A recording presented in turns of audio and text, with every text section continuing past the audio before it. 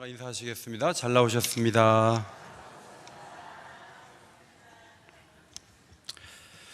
고린도 전서 말씀을 저희가 받고 이제 에베소서로 넘어왔고요. 7월 달에는 예레미야서를 함께 묵상할 것 같습니다. 오늘 제목은 찬송을 받으시려고. 다 같이 한번 받아서 말씀해 주십시오. 찬송을 받으시려고. 네. 오늘 3절부터 14절까지 이 문장이 우리는 몇 번 이렇게 끊어지는 것으로 되어 있지만 헬라어로는 한 문장이에요. 한 문장을 계속 이렇게 쓴 것입니다. 그래서 이것이 특별하기 때문에 존 맥케이라는 사람이 계속하여 멜로디가 이어지는 오페라 서곡에 비할 수 있다, 이런 말을 했고, 마치 무한한 자유 속에서 잠시 어떤 방향을 택해야 할지 확실치 않다는 듯 독수리가 빙빙 선회하는 그런 예비 비행을 한 것 같은 그런 모습이다, 이렇게 얘기했는데, 쉴 새 없이 계속 흘러나와서 3절부터 14절까지 문장 끊지 않고 이렇게 적었다고 하는 것이죠. 3절에 그리스도 안에서 우리는 하늘에 속한 모든 신령한 복을 받았다고 했습니다. 따라 합시다. 하늘에 속한 모든 신령한 복을 우리가 받았습니다. 예. 자, 우리 한국 사람들은 복이라는 글자를 숟가락에도 놓고 베개에도 놓고 곳곳에 이렇게 두는데, 여러분은 어떤 복을 받으셨습니까? 오늘 나눠서 얘기하기가 어려우니까 옆에 분에게 나는 이런 복을 받았습니다, 이런 얘기를 좀 하시면 좋겠는데, 제가 설교 준비하다 제 아내한테 물어봤어요. 당신은 무슨 복을 받았어? 그랬더니 제 아내가 당신 만난 복을 받았지, 그러는 거예요. 네, 기분 나쁘시죠? 네. 자, 옆에 분에게 저는 이런 복을 받았습니다. 저는 이가 안 아파요.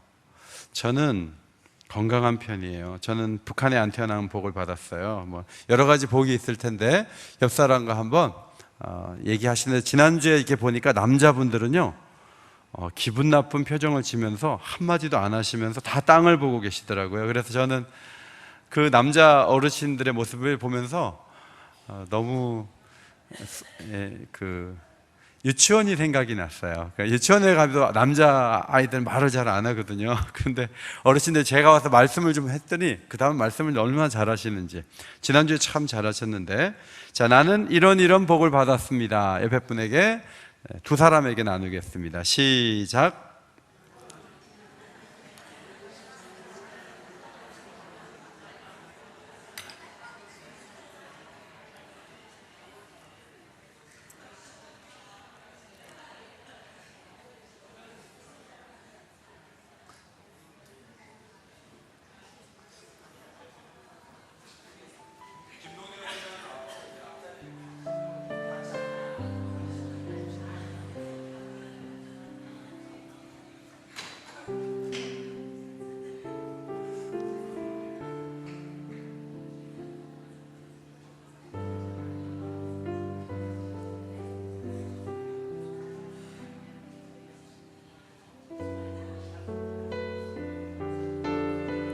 예.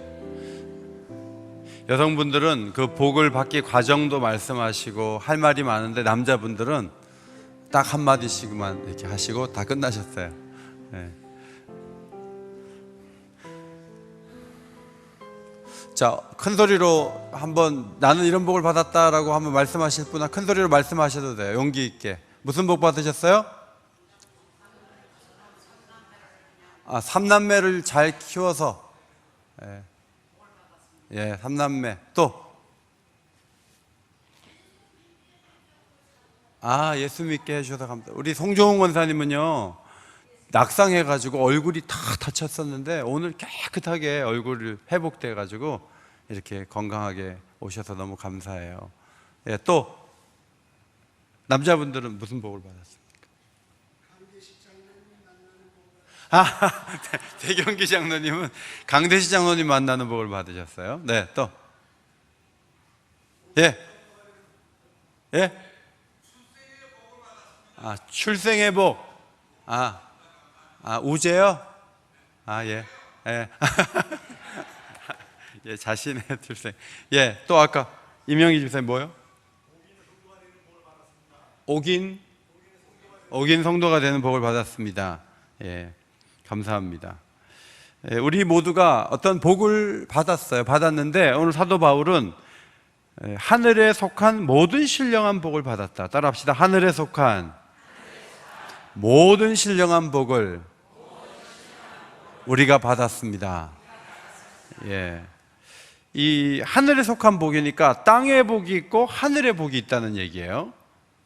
우리가 지금 말한 것들 중에 상당 부분은 땅의 복이죠. 근데 오늘 바울이 말하는 것은 하늘의 복이 있는 거예요. 그 복을 한두 가지를 하는 게 아니고 보따리째로 우리에게 줘서 우리가 그걸 다 가지고 있다. 그 이야기를 하고 있는 거예요. 그러면 하늘에 속한 복의 특징이 두 가지가 있는데 그게 뭐냐면 따라합니다. 첫째로 하나님만이 주실 수 있는 복. 하나님만이 줄 수 있는 복이에요. 두 번째는 뭐냐면 잠깐만 있다가 가는 복이 아니고 이게 영원히 가질 수 있는 복이에요. 자, 머리숱이 많은 복은 계속 되는 복입니까? 잠시 있는 복입니까? 머리숱이 많은 것은 잠시 있는 복이에요. 그런데 영원히 누릴 수 있고 하나님만이 줄 수 있는 복이 따로 있다는 거죠. 자, 앞에 보시고 요한복음 14장 27절 말씀 한번 같이 읽도록 하겠습니다. 시작. 평안을 너희에게 끼치노니 곧 나의 평안을 너희에게 주노라. 내가 너희에게 주는 것은 세상이 주는 것과 같지 아니하니라. 예수님이 평안을 주시는데 세상이 주는 평안도 있는데 예수님이 주는 평안은 세상이 주는 평안하고 다르다고 말씀하신 것처럼 하늘에서 내려오는 복은 땅의 복과는 다르다, 그런 말씀이에요. 우리가 신앙생활을 하면서 담대하게 살아갈 수 있는 비결 가운데 하나는 땅의 것에 의지하지 않고 하늘에 의지해서 살아가는 것입니다. 그러면 마음에 담대함도 생기고 힘이 있는 거예요. 일희일비라는 말이 있어요. 한 번 웃었다가 한 번은 찡그리다가 그렇게 하는 건데 우리가 어제 밤에는 너무 좋았어요. 근데 오늘 아침에 너무 또 마음에 슬픔이 와요. 이 땅의 것을 생각하면 그럴 수밖에 없는 거예요. 주식을 이렇게 투자하시는 분들은 이제 재테크를 하시는 분들이 계시잖아요. 그러면 이게 자기가 사놓은 주식이 막 오르기도 하는데 떨어지기도 막 하는 거예요. 이게 왔다 갔다 이렇게 하는 거예요. 그러니까 거기다가 이렇게 자꾸 그걸 보면서 스마트폰으로 자꾸 보다 보면 하루는 좋다가 하루는 우울하다가 나중에 툭 떨어지면 굉장히 큰 손해를 보는 거죠. 그래서 하늘의 복은 길고 하나님만이 주실 수 있는 거예요. 따라합시다. 긴 평안, 긴 사랑, 긴 은혜.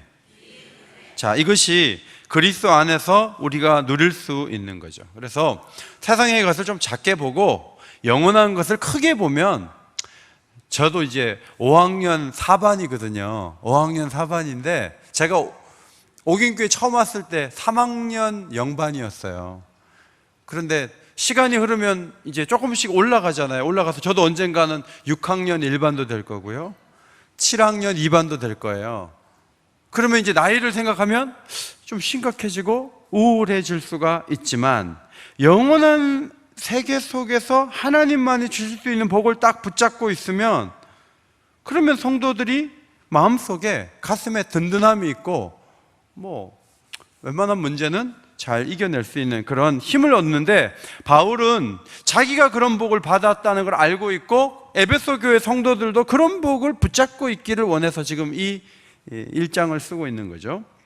자, 문단 나누기를 좀 하면 4절부터 6절은 성부의 택하심, 따라합시다. 성부의 택하심. 7절 이하의 말씀, 성자의 십자가 구속. 13절 14절 성령의 인치심. 이게 세 가지로 나뉘어져 있는데, 성경에 삼위일체 이런 말 없어요. 없는데 아버지와 아들과 성령의 이름으로 세례를 주고 이런 말씀도 있고요.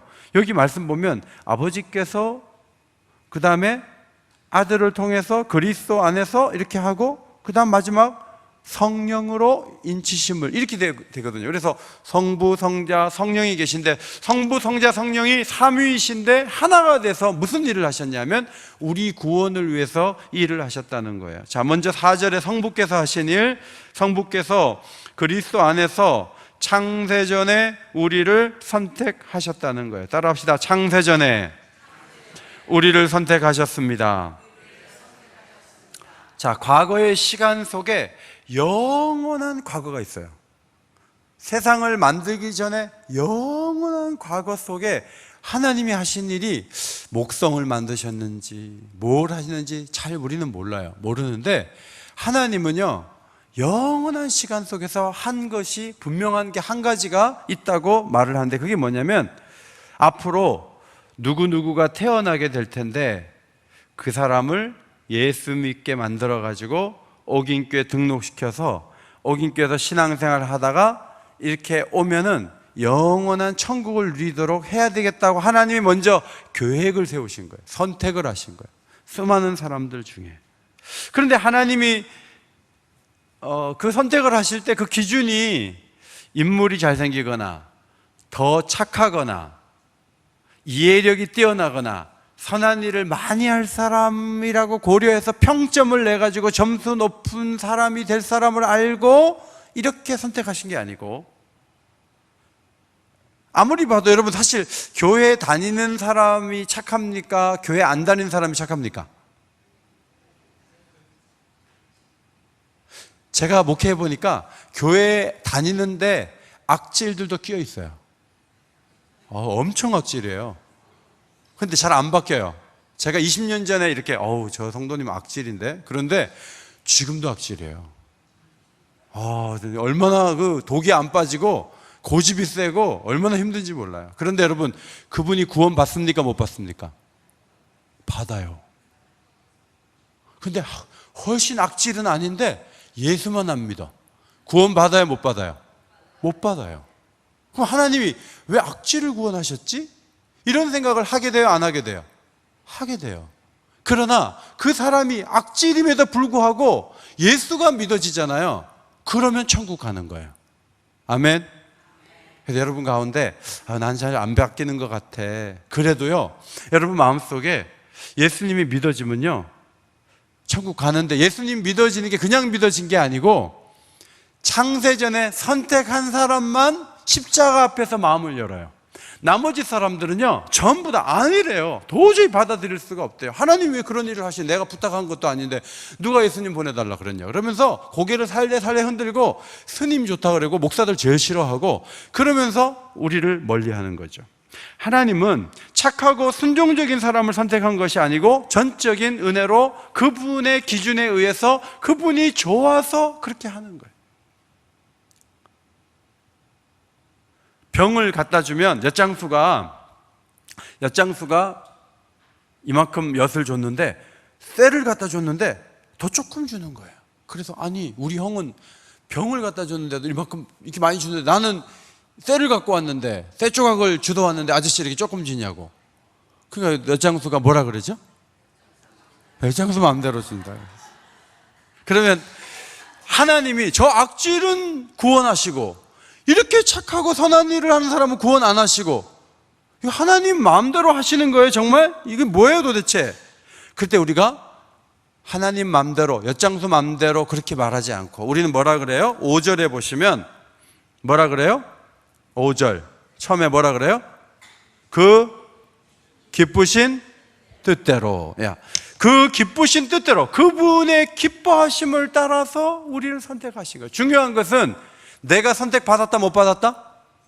내가 예수 믿어지는 거 보니까 선택받았다 못 받았다?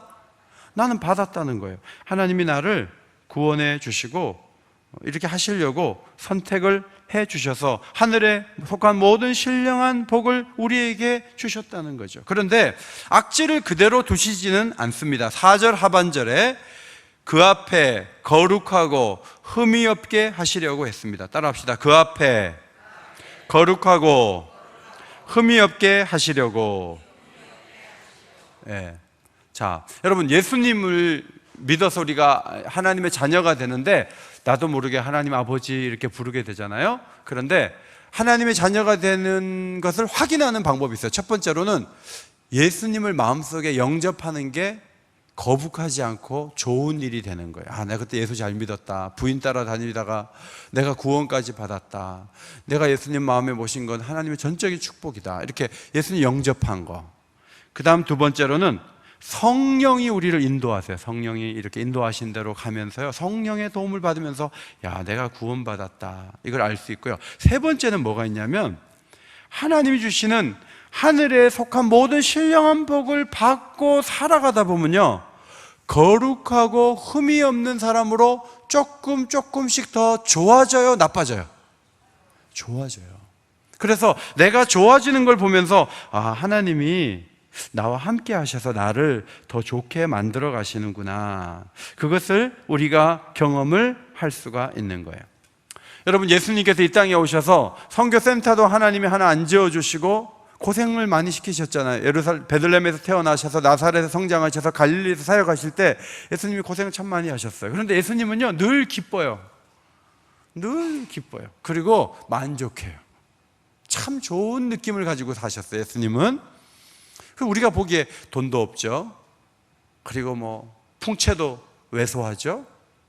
목수의 아들로 30년 동안 아버지 만들어 놓으면 그거 배달 가고, 아버지도 일찍 죽으신 것 같고, 그럼 동생들 많고 얼마나 고생하시고, 그 다음에 공생애 사역할 때도 너무너무 힘든 시간들을 많이 보냈는데 예수님 뭐가 좋았는가 하면요, 예수님은요, 하늘에 속한 모든 신령한 복이요, 예수님 가슴을 늘 채우는 거예요. 그래서 통장에 돈은 별로 없고요, 그냥 자기가 원하는 거를 마음껏 할 수 있는 세계 일주도 별로 할 수도 없고요, 그냥 어려운 삶인데 하늘에 속한 모든 신령한 복이 가슴에 이렇게 채워져 있기 때문에, 물론 성자이시기 때문에 그렇지만 예수님은 그 본을 우리에게 보여주신 것입니다. 주님 별로 우리가 외적으로 복이라고 할 게 별로 없지만 예수님은 하늘에 속한 신령한 복이 늘 채워지고 감사하고 사랑이 넘치는 그런 삶을 살아갈 수가 있었던 거예요. 그래서 이 자족하고 기뻐하는 것은 하늘의 복이 이렇게 임할 때 우리 속에서 일어나는 현상이라고 볼 수가 있습니다. 자, 옆에 분에게 두 번째 나눔은 이거예요. 20년 전에 나는 이것 좀 잘 못했습니다. 나는 이런 사람이었는데 지금은 이 부분에서 참 좋아졌어요. 그런 거 있어요, 없어요? 저는 없는데요. 좀 갈수록 안 좋아지는데요. 이렇게 말씀하시지 마시고, 20년 전에 예를 들어 새벽 기도는 상상도 못했어요. 근데 지금은 새벽에는 눈이 떠지고 저는 기도하게 됩니다. 20년 전에는 저는 밥 먹을 때 기도도 안 하던 사람이에요.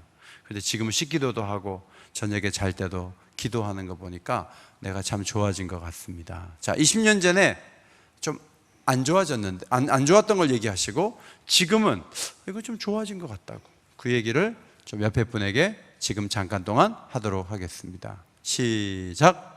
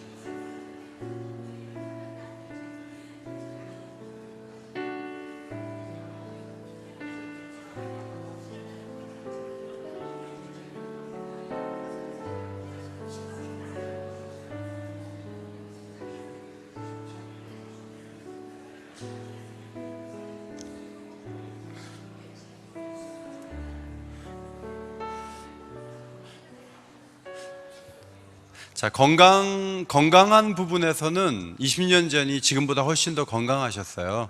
그런데 오늘 하늘의 관점에서는 거룩하고 흠이 없게 하시려는 하나님의 목적이 있기 때문에 우리가 점점 더 좋아지고 있습니까? 더 안 좋아지고 있습니까? 좋아지고 있어요. 그것을 우리가 인정할 수 있어요. 물론 어떤 분은 신앙이 퇴보하는 경우도 있지만 대다수의 사람들은 점점 더 거룩하고 좋아진 모습을 가지고 있게 되는 거죠. 그래서 감사의 제목 가운데 이런 부분에서 기록할 게 많고 이것을 메모하는 게 참 중요합니다. 여러분, 어르신들도 시니어들도 묵상지 사시죠?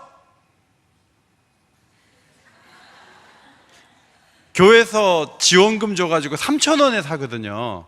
그래서 오늘은 2층에다가 제가 간사한테 얘기를 해놓을 테니까 오늘 묵상집을 사가지고 내가 20년 전에 어땠고 지금은 이렇다 하고 이렇게 써보면 감사할 이유가 참 많겠다, 이런 생각을 할 수가 있을 것 같아요.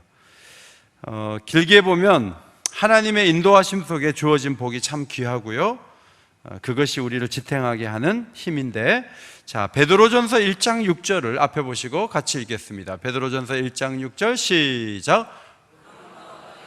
이제 여러 가지 시험으로 말미암아 잠깐 근심하게 되지 않을 수 없으나 오직 크게 기뻐하도다. 자, 어려움이 우리에게 와요. 이 세상 속에 어려움이 많이 있는데, 그럴 때 그 어려움의 그 시간을 어떻게 표현하죠? 길다고 얘기하지 않고 근심을 하죠. 근데 얼만큼 근심한다고요? 첫째 줄 끝에 뭐라고 됐어요? 따라합시다. 잠깐. 네, 잠깐 근심한다는 거예요. 우리가 막 5년짜리 근심도 있고 10년짜리도 있지만 전체적인 그 영원한 시간 속에서 보면 잠깐 근심한다는 거예요. 자, 베드로전서 5장 10절 또 읽겠습니다. 시작. 자기의 영원한 영광에 들어가게 하시니가 잠깐 고난을 당한 너희를 친히 온전하게 하시며 굳건하게 하시며 강하게 하시며 털을 견고하게 하시리라. 자, 우리가 당하는 그 어려움들을 10년째 고생하는데도 하나님은 잠깐 고난을 당한다, 이렇게 말씀을 하고 계시는 거예요. 그러니까 영원한 축복 속에서는 그런 얘기가 가능하다는 것입니다. 그 다음 현재 7절, 그리스도 안에서 우리가 죄사함을 받았다. 죄사함은 이 속량 곧 죄사함이에요. 따라합시다. 속량 곧 죄사함. 자, 속량이 뭐냐면요, 대신 돈 내주는 거예요. 그런데 식사비를 누가 나가려고 하는데 누가 식사비 다 냈어요 그러는 거예요. 고맙죠. 근데 식사비가 아니고 노예로 팔렸는데 돈을 내주고 자유하게 해주는 거예요. 그러면 생명의 은혜이고 너무너무 고마운 건데, 이 죄사함 곧 속량은 그런 의미를 갖고 있어요. 예수님께서 모든 믿는 자에게 구원을 주시기 위해서 자신의 핏값을 지불하시고 우리를 자유케 하셨다. 이게 기독교 진리의 굉장히 중요한 부분이에요. 여러분 가운데는 내가 늦게 예수 믿었는데 어떻게든 최선을 다해서 수요일 날도 안 빠지고 잘 나오고 새벽기도 잘 나오고 내가 최선을 다해서 공을 좀 들이면 하나님이 나를 구원해 주실지 몰라, 이 생각은 틀렸어요. 그건 틀렸어요. 예수님이 다 지불해 주셨어요. 아멘. 그걸 우리 믿는 거예요. 받아들이는 거예요. 그래서 모든 종교는 자기 노력으로 구원받아요. 자기 노력으로 천국 간다고 믿어요. 그런데 우리는 예수님 안에서 그분이 대신 내주셨다는 거예요. 그런데 이게 뭐냐면 비밀이에요. 비밀은요, 우연히 알거나 아무나 알 수 있는 게 아니고 일부 사람들만 알게 되는 거예요. 그게 비밀이에요. 내일 만약에 어떤 게 확 오른다고 할 때 몇 사람이 알고 있어서 그 빨리 사면 내일 한 3배 남길 거야 얘기해 주는데 모두가 알게 하면 안 돼. 조용히 해갖고 모두가 모르는데 몇 사람만 알아갖고 엄청난 이익을 얻는 것처럼 이 비밀인데요, 예수님이 우리를 대신해서 죽어주셔서 우리가 구원받게 되는 게 비밀이에요. 근데 이 비밀을 우리가 안 믿는 사람에게 얘기를 합니까 안 합니까? 해요. 이 비밀을 막 따라합시다. 이걸 비밀 누설죄. 이게 비밀 누설죄예요. 사실 이게 비밀이거든요. 우리끼리만 알고 있어야 되거든요. 그런데 하나님은 마음껏 얘기하래요. 우리가 얘기를 하는데 사람들 중에는 화를 내거나 안 믿고 우리 보고 미련하다 그러고 종교에 빠졌다고 그러고 그런 얘기를 해요. 그런데 이 비밀을 내 유익으로 삼을 수 있게 하기 위해서는 하나님이 뭘 주셔야 되냐면, 따라합시다. 지혜와 총명. 지혜와 총명을 주실 때만 그 비밀이 내게 될 수가 있는 거예요. 그래서 여러분 가운데 어느 날 교회 다니다 보니까 예수가 믿어졌어요. 자꾸 반복해서 듣는 게 유익이 되는 것 같아요. 그렇게 생각하시지만 여러분, 다윈과 같이 목사님 아들인데도 그 원숭이부터 해가지고 종의 기원 해가지고 전혀 딴소리 하는 사람이 있는 걸 보면요, 많이 들었다 그래갖고 믿어지는 것은 아니에요. 하나님께서 지혜와 총명을 주실 때 죄사함의 비밀을 깨닫게 된다고 하는 것이죠.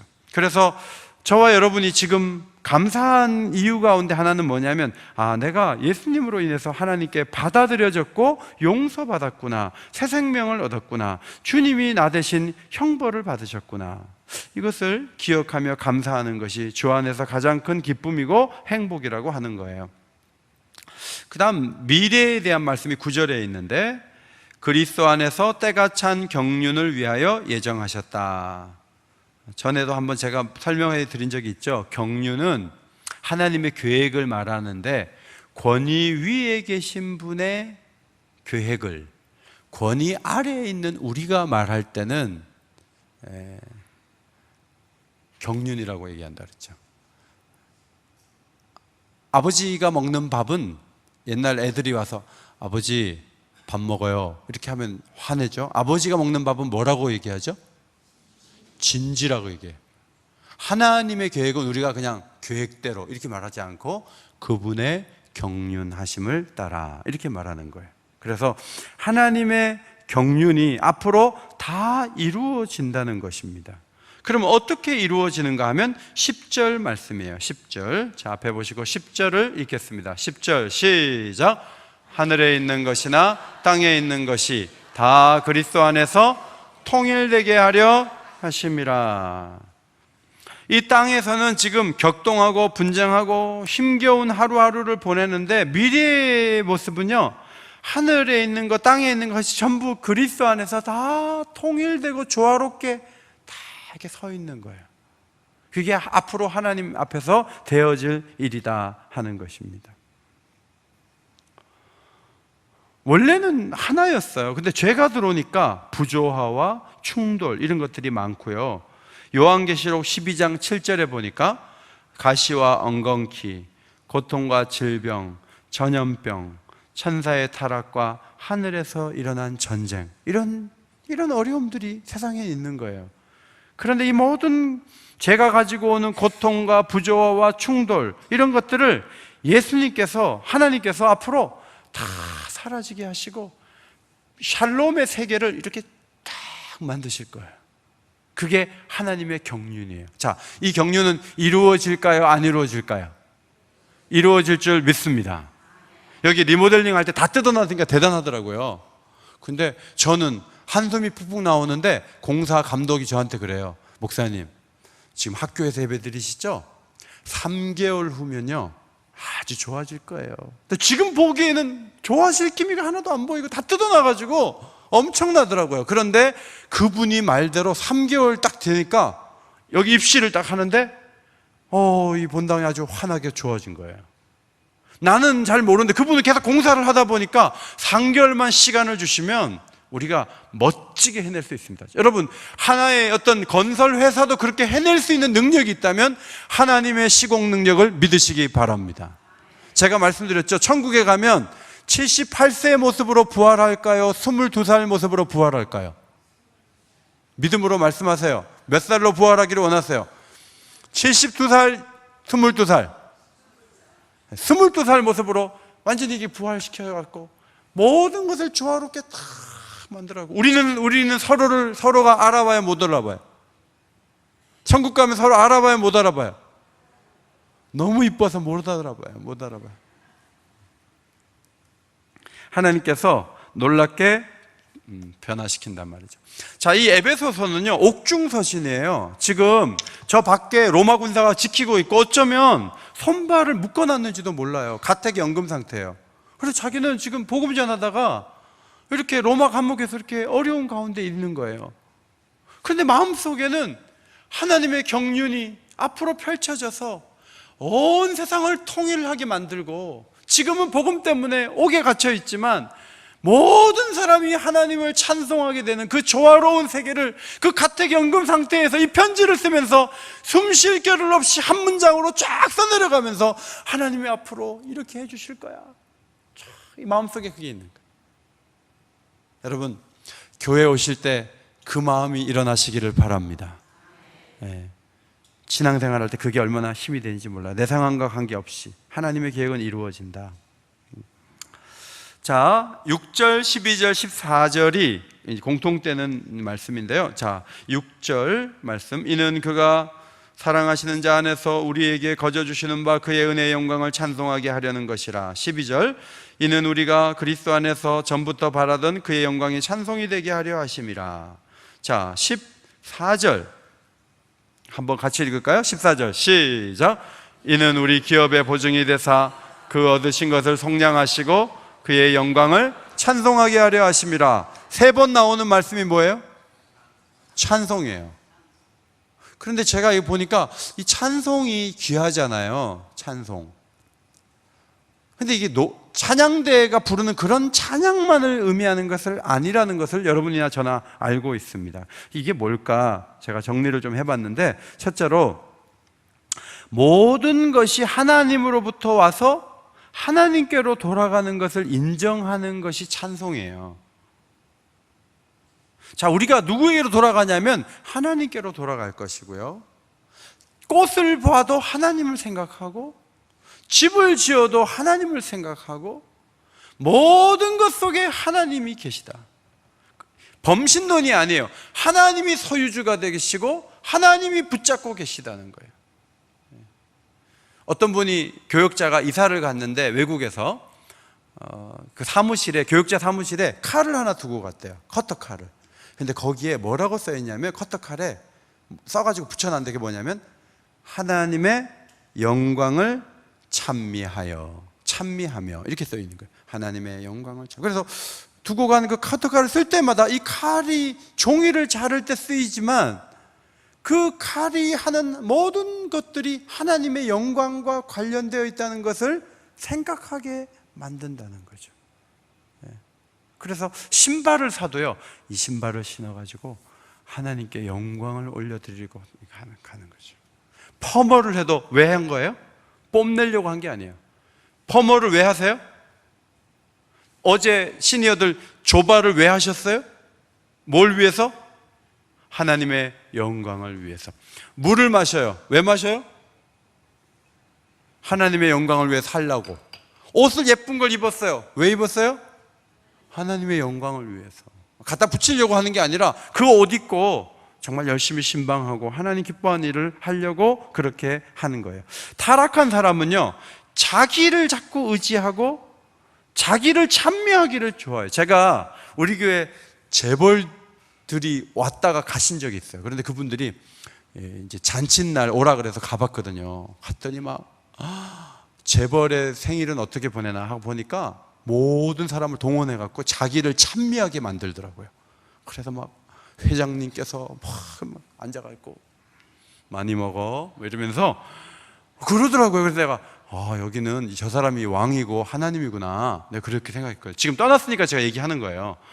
그러니까 참 이게 가진 사람들이요, 마음의 허함을 달래기 위해서 맨날 잔치하거든요. 잔치하고 밥 사주고 이러면서 자기를 자꾸 높여달라고 해서 앉아갖고 고개를 끄덕이면서 이렇게 하거든요. 사람은 끊임없이 그 작업이에요. 그런데 우리는 목표와 방향을 전부 하나님께로 올리는 거예요. 그리고 하나님을 향해서 하나님의 구원과 은혜가 있어서 내가 오늘 여기 있습니다, 그것을 이렇게 해야 되는데, 여러분 오늘 양화진에 가시는데 어르신들을 이렇게 묘지 쪽으로 안내하는 게 이게 좀 기분을 안 좋게 하는 안내일 수도 있다는 생각도 들어요. 그러나 양화진에 가서 뭘 보셔야 되냐면, 여기에 이렇게 묻혀 있는 분들은 하나님의 영광을 위해서 하나님께서 모든 것이 하나님께로 와서 하나님께로 돌아가는 걸 알고 평생을 살려고 애썼던 분들이 여기에 있구나, 이제 그렇게 생각하시고 멋진 삶을 사는 사람의 그 모습, 그리고 굉장히 잘 돼 있어요. 한번 이렇게 둘러보시면 은혜가 많이 될 텐데, 제가 어제 그 양화진에 대한 그 홈페이지가 있어요. 홈페이지 가서 쭉 보니까 젠슨이라는 그 부부가 있는데, 젠슨이라는 부부, 오늘 한번 가셔서 J 쪽에서 한번 찾아보세요. ABCD에서 J가 있는데, 젠슨 마우드 캐스터가 있는데, 이 사람이 1929년 한국에 들어와서 10년 동안 이렇게 있다가 다시 돌아갔는데, 우리나라가 해방되자마자 너무 기뻐갖고 또 오신 거예요. 오셔가지고 5년 일했더니 6.25 전쟁이 터져가지고 북한에서 잡아갔어요. 지금 미국에서 워무드라는 사람이 죽어가지고 난리가 났잖아요. 이분이 북한 포로군 그 수용소에 선교사로 왔다가 3년이나 갇혀 있었어요. 그래가지고 포로 생활을 하다가 1953년 5월 달에 고향인 미국으로 돌아가서 한국에 대한 간증을 막 하다가요, 그 다음에 54년 10월에 한국에 또 왔어요. 선교하려고. 세 번째 또 온 거예요. 와가지고 열심히 사역을 하다가 과로 때문에 1956년 11월에 한국에서 돌아가셨어요. 그리고 양화진에 묻혔는데, 그 부인은요 1969년까지 한국에 그대로 머물면서 선교사역을 아름답게 감당을 하고 미국에 돌아다니면서 성경금 모아가지고, 우리도 한번 가보고 싶은데 정동교회 안에 젠슨 기념관이 있대요. 그 기념관을 만들어 놓고, 그 딸도 한국에서 사역하다가 죽어서 그 부부, 젠슨 부부와 딸 클레어 젠슨이 지금 양화진에 안식하고 있다고 하는데, 오늘 가셔서 한번 젠슨을 한번 찾아보세요. 그 다음에 제이콥슨 안나라는 선교사가 있는데, 이분은 간호 선교사로 1868년생인데 1895년 4월에 한국에 왔어요. 와가지고 열심히 일하고 간호학 교수로 연세 세브란스 병원 의학당에서 간호사들을 막 훈련하고 했는데, 이분 보고서에 이런 말이 있대요. 나는 이제 조선의 아이들을 가리지 않고 모두 좋아하게 되었다. 아이들이 나를 보고 무서워하지 않고 친근하게만 생각해 준다면 만족하리라. 서양 코 큰 여자가 막 왔다 갔다 하는 게 애들이 경계하는데, 애들이 자기를 좀 따뜻하게만 해주면 나는 만족하리라. 그런 기록이 남아있다고 하는데, 1896년에 심한 이질이 걸려서 회복이 되는 줄 알았는데 10월 달에 다시 건강이 악화돼서 1897년 1월 20일 날 돌아가셨어요. 그리고 양화진에 안장됐는데, 독립신문에 당시 97년 1월 21일자 돌아가신 그 다음날 독립신문에 이 간호사에 대한 기록이 있대요. 이 여인의 죽음은 조선에 있는 것에 비하면 낙원에 있는 것이지만 조선 인민에게는 크게 손해가 난 것이다. 이런 신문 기사가 났다고 합니다. 하나님께로부터 와서 하나님께로 돌아간다는 것은요, 인생을 거는 것이고 가장 가치 있는 일을 붙잡는 것이다. 그렇게 볼 수가 있습니다. 두 번째, 하나님께 찬송하는 방법은 감사하는 마음을 하나님께 드리는 거예요. 오늘 여러분 예배 드리는 게 하나님께 감사한 마음을 드리는 거거든요. 그 다음에 빈손으로 드리지 않고 예물을 드리는 것도 하나님께 감사한 마음을 드리는 것이고, 찬송을 열심히 부르는 것도 감사한 마음을 드리는 거예요. 제가 지난주 금요일 날 조금 감동적인 일이 있었는데, 조현철 목사님이요, 제 방에서 30분 정도 얘기하다가 8시 반이 됐어요. 목사님, 여기에서 저하고 좀 더 계시다가 예배 시간 다 돼서 내려가시겠습니까? 아니면 내려오셔서 여기 준비실로 미리 들어가시겠습니까? 두 가지 중에 옵션이 두 개예요. 어떻게 하시겠어요? 그랬더니 조현철 목사님이 저한테 이러는 거예요. 내려가서 찬송하겠습니다. 그러는 거예요. 그래갖고 제 옆자리에 앉아가지고 찬송을 부르는데, 그분이 내성마비잖아요. 얼마나 열심히 부른지 몰라요. 그래서 제가 옆자리에서 그분이 30분 동안 찬송을 열심히 부르는 옆에 앉아가지고 찬송을 부르면서 설교하기 전에 은혜를 얼마나 많이 받았는지 몰라요. 여러분, 교회에 오셔서 찬송 부를 때 힘을 다해 부르시기 바랍니다. 왜냐하면 그렇게 하려고 구원해 줬고 우리를 건져놨는데 우리가 찬송 부를 때 잘 안 불러요. 시무룩해요. 그러면 안 돼요. 열심히 찬송을 부를 필요가 있어요. 그 다음 세 번째로는 매일 말씀 묵상과 성경 읽기로 하나님의 영광에 주목하는 거예요. 제가 요즘에 성경을 많이 읽어야 된다는 존 파이퍼 목사님의 책을 읽고 있는데 그 책에 보니까요, 성경 읽기는 하나님의 영광을 주목하는 일이다. 그래서 우리가 이렇게 보면 하나님의 영광이 크게 잘 안 보이는데 성경 속에 하나님의 영광이 너무 많다는 거예요. 그걸 이렇게 보다 보면 이 빛이 내 가슴 속으로 들어온다는 거예요. 우리 시니어 중에는 성경 열심히 보는 분들이 계시거든요. 이번 여름에도 성경 열심히 보시면 좋겠어요. 자, 에베소서 3장 4절 앞에 보시고 같이 한번 읽겠습니다. 이 구절이 있어요. 같이 읽어요. 시작. 그것을 읽으면 내가 그리스도의 비밀을 깨달은 것을 너희가 알 수 있으리라. 바울은 스스로 깨달았지만 에베소 교인들은 읽기만 해도 그 비밀을 깨달은 것을 소유할 수가 있다. 그래서 성경을 부지런히 읽고 큐티인 판다 그럴 때 얼른 가가지고 사가지고 매일 묵상하고, 그러면 하나님의 영광이 그 시니어의 가슴 속에 넘치게 되는데, 내가 이제 나이도 들고 3,000원도 부담돼. 나는 안 살 거야. 안 사고 나는 그냥 텔레비만 볼 거야. 그리고 교회만 가끔 올 거야. 그래가지고는 어두워지는 거예요. 하나님 말씀을 묵상하고 가까이 하고 읽고 그렇게 하면서 점점 밝아질 수 있는 하나님의 사람들이 되시기를 바랍니다. 그 다음 네 번째는 전도와 구제, 긍휼의 마음으로 연약한 자를 섬기면서 하나님의 기쁨이 되는 거죠. 이게 다 찬송이라고 생각을 합니다. 오늘 양화진에 가셔서 하나님의 영광이 크게 임할 수 있는 복된 발걸음이 되시기를 주님의 이름으로 축원합니다. 축원합니다. 기도합니다. 하나님 고맙습니다. 찬송 받으시려고 부족한 저희들을 선택하셨고 죄사함의 은혜를 부어주셨으며 성령의 인치심을 따라 복음을 듣고 믿음을 갖게 하신 것 참 감사합니다. 부지런히 찬송할 수 있는 저희 모두가 되게 하여 주옵소서. 인생을 걸고 여기까지 달려왔습니다. 앞으로도 지치지 않게 하시고 강건하게 붙잡아 주시며 주의 영광 위에 큰 일을 감당하는 하나님의 사람들 다 되게 하여 주옵소서. 은혜 주시기를 간구하며 예수님의 이름으로 기도하옵나이다. 아멘. 주기도문 드리겠습니다. 하늘에 계신 우리 아버지여, 이름이 거룩